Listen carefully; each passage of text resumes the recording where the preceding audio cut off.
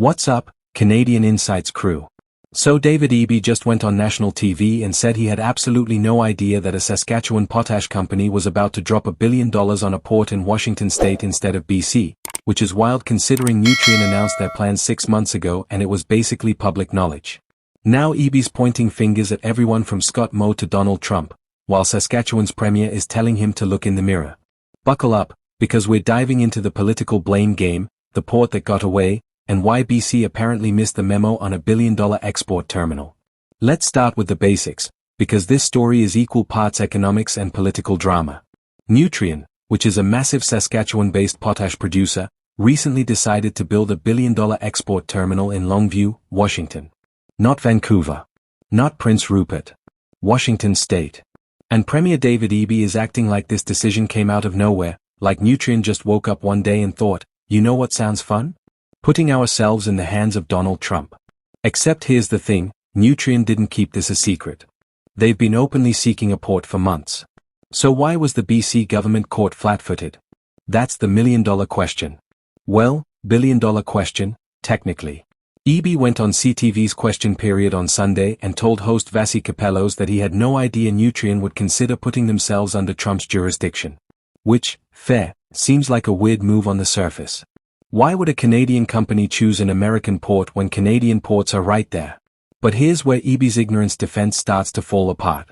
Nutrien announced their plans 6 months ago. 6 months. That's not a surprise. That's not a blindside. That's a slow-moving train that everyone saw coming except, apparently, the BC government. Vaughn Palmer, longtime BC political columnist, pointed out that even though BC has made port expansion a priority, Nutrien's announcement didn't attract attention from the New Democrats. So either they weren't paying attention, or they didn't think it mattered until it was too late. Now, Eby's not taking this lying down. He's swinging at everyone within reach. He accused Saskatchewan Premier Scott Moe of not engaging with him about this huge billion-dollar decision. Instead, according to Eby, Moe was too busy chatting with Alberta Premier Danielle Smith about some non-existent pipeline project. Shots fired. Eby's basically saying, hey Scott, maybe if you'd picked up the phone and talked to me instead of Danielle, we wouldn't be in this mess. It's peak interprovincial beef, and honestly, you love to see the pettiness. But wait, there's more. Eby also threw shade at the federal Liberal government, saying he didn't hear from them about the Nutrien decision either. He said they should have been talking about the company's concerns, things like clogged-up rail lines and access to the port.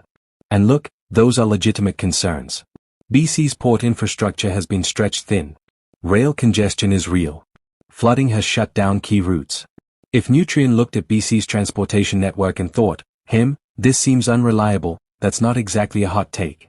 That's reading the room. But Eby's acting like nobody told him there was a problem, which raises the question, should someone have had to tell him? Isn't this his job to know? Here's where Scott Moe enters the chat with zero chill. Eby blamed Moe in the legislature last week, and Moe responded on Saturday with a post on X that was basically the political equivalent of sounds like a you problem.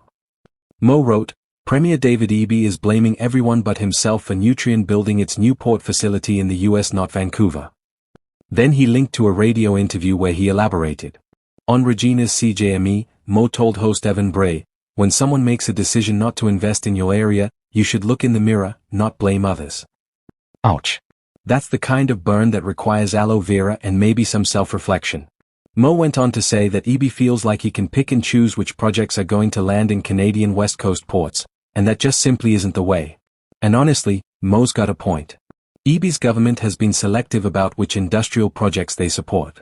They've pushed back on LNG expansions, they've been cautious on mining, they've signaled that environmental concerns take priority. Which is fine, that's a policy choice. But you can't have it both ways.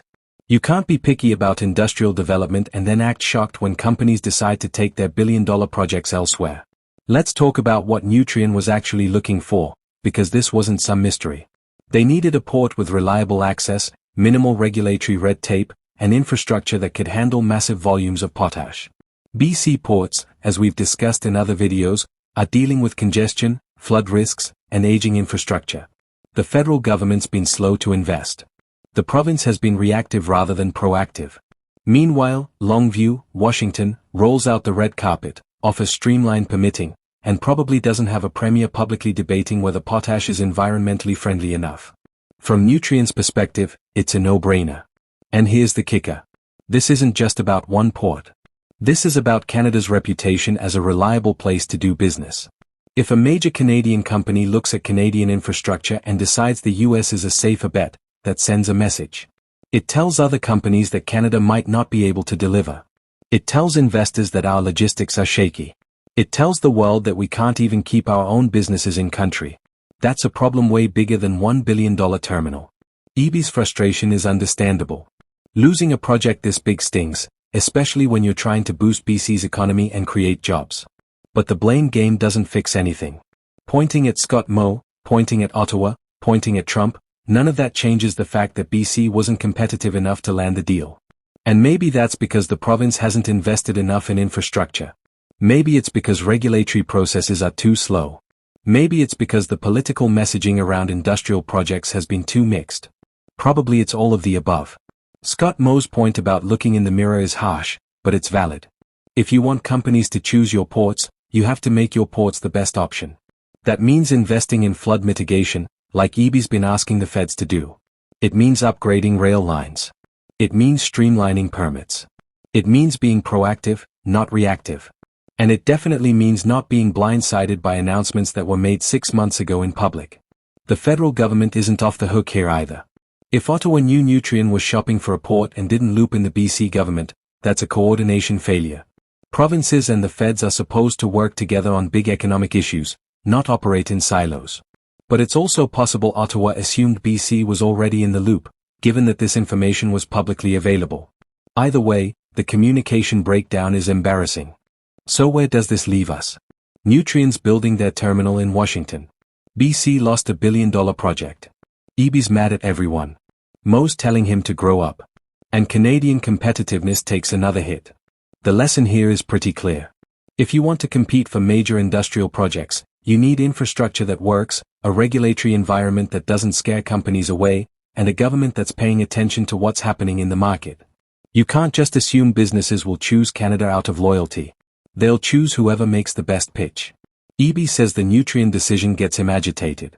Good. It should.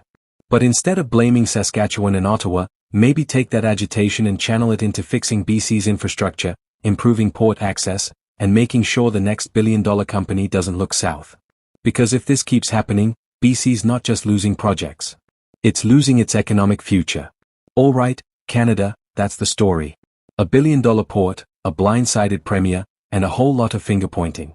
Who's really at fault here? Is it Eby for missing the signs? Scott Moe for not calling? Ottawa for staying silent? Or is it just a symptom of deeper infrastructure problems? Drop your thoughts in the comments. And hey, if you're digging these daily deep dives into Canadian politics, make sure you're subscribed to Canadian Insights because we've got more coming your way today. Hit that like button and let's keep the conversation going. Catch you in the next one.